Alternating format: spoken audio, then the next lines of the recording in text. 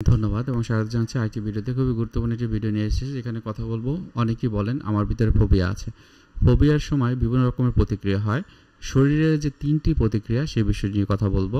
আমি counselling psychologist আশুজামা Raju. Phobia অহেতুক ভীতি। এই অহেতুক ভীতি যখন কারো ভিতরে হয়, বিভিন্ন রকমের শারীরিক, মানসিক, সামাজিক এবং ধর্মীয় প্রভাব হয়। অনেক সময় শরীরের যে প্রতিক্রিয়াগুলো, শারীরিক প্রতিক্রিয়াগুলো বিভিন্ন রকমের হতে পারে, কিন্তু 3টে যে লক্ষণ এটি থাকেই কম বেশি। এই যে ফোবিয়া, এটা কিন্তু অ্যাংজাইটি বেসড একটা ডিসঅর্ডার, অর্থাৎ এর ভিতরে অ্যাংজাইটি থাকে। অ্যাংজাইটি বেসড ডিসঅর্ডার মানে অ্যাংজাইটি রিলেটেড আরও বিভিন্ন রকমের ডিসঅর্ডার আছে। OCD, PTSD, psychosexual dysfunction, panic attack এবং ফোবিয়া একটি। যার ভিতরে অতিরিক্ত পরিমাণে ফোবিয়া থাকে, দেখা যায় যে তার ভিতরে বিভিন্ন রকমের শারীরিক লক্ষণের ভিতর দেখা যায় তার হাত পা কাঁপা, ঘাম হওয়া, অনেক সময় দেখা যায় যে মাথা, ঘাড় ঘেমে যায়, অনেক সময় কানে, অনেক সময় দেখা যায় যে লাল হয়ে যায়। এবং দ্বিতীয় নাম্বারে যেটা হয়, মাথা ঘোরা, অস্থিরতা, এটা কিন্তু তাদের একটা কমন থাকে। কেননা এই ফোবিয়ার হচ্ছে যে বিভিন্ন রকমের চিন্তা, যেখানে ভয়ের বিষয়টা চলে আসে, বেশি আতঙ্ক চলে আসে।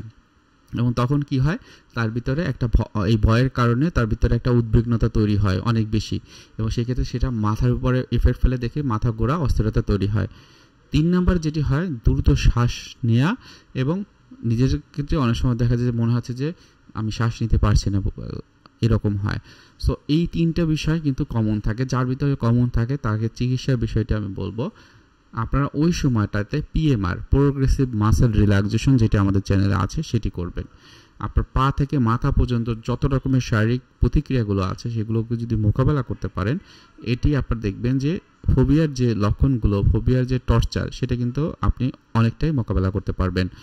ফোবিয়া যখন প্রথম তৈরি হয়, তখন এটা মানসিকভাবে আমাদের বিভিন্ন রকমের সমস্যা তৈরি হয়, সামাজিক ক্ষেত্রে মানুষের সাথে মিশতে দেয় না। কিন্তু অনেকদিন যখন থাকে, সেটা আমাদের শরীরের উপরে প্রভাব ফেলে। সুতরাং এখান থেকে মুক্ত হতে হলে অবশ্যই আমাদের এই যে প্রতিক্রিয়াগুলো সম্পর্কে জানতে হবে। নিয়মিত প্রোগ্রেসিভ মাসেল রিল্যাক্সেশন, শ্বাস প্রশ্বাসের ব্যায়াম, মেডিটেশন, বর্তমানে থাকা প্র্যাকটিস, এবং এরপর কগনিশনের জায়গাটি ERP therapy, exposure response prevention therapy, যেটা আপনি নিজে নিজেও করতে পারবেন, আমাদের চ্যানেল দেওয়া আছে, সেটি প্র্যাকটিস করবেন। তো আজকে ভিডিওটি এখানে রেখে দিচ্ছি। ভালো থাকবেন, সুস্থ থাকবেন। আসসালামু আলাইকুম।